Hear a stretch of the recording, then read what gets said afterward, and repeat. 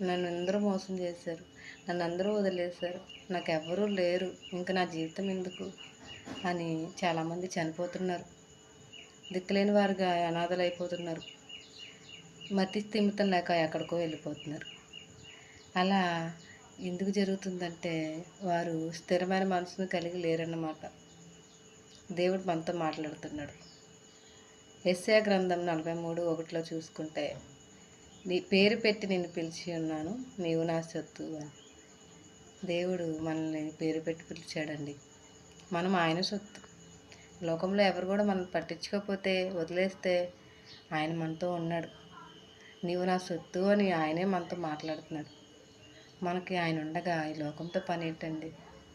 మనం ఎప్పుడు చనిపోతామో తెలియదు, కానీ ఈ లోకంలో ఏది కూడా మనకు శాశ్వతమైనది మనతో ఏది ఉండదు. మన ప్రాణమే మనతో ఉండదు కదా, మనుషులు ఉంటారా?